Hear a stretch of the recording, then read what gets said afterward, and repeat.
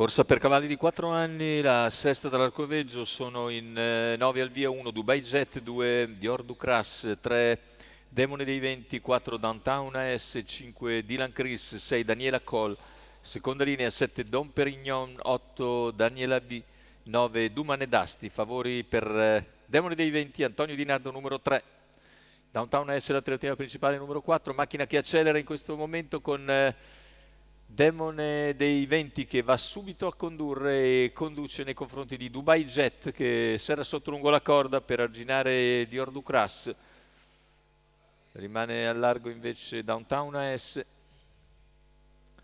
e se ne vanno i primi 200 metri di gara con il favorito leader all'esterno. Downtown AS raggiunge Dubai Jet in seconda posizione, lungo la corda in terza c'è Dom Perignon.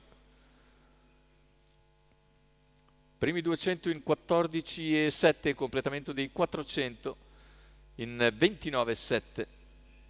Demone dei Venti, in seconda posizione Dubai Jet, in terza Dom Perignon, all'esterno Downtown AS.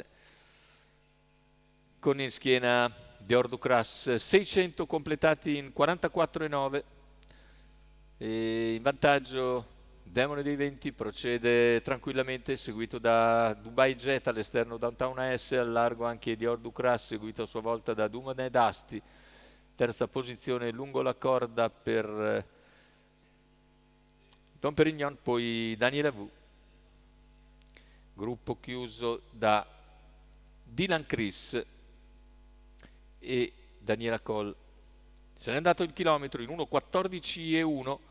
In vantaggio è sempre Demone dei Venti, all'esterno Downtown AS, lungo la corda Dubai Jet. Questi tre hanno preso un po' di vantaggio rispetto ai rivali a 400 dalla conclusione. Il parziale è ancora svelto in 14,1, con cui Demone dei Venti cerca di scrollarsi di dosso Downtown AS, che rimane comunque al sediolo. A contatto soltanto Dubai Jet, più indietro sbaglia Dom Perignon, retta d'arrivo con Demone dei Venti che allunga ancora, inseguito da Dubai Jet, ma Demone dei Venti viene a concludere netto vincitore. Secondo posto per Dubai Jet, al terzo Downtown AS, 1,12,5, ragguardio conclusivo con un 28,2 di perla finale per Demone dei Venti, che ritrova così la via della vittoria dopo i 6 successi consecutivi, il secondo dell'ultima uscita.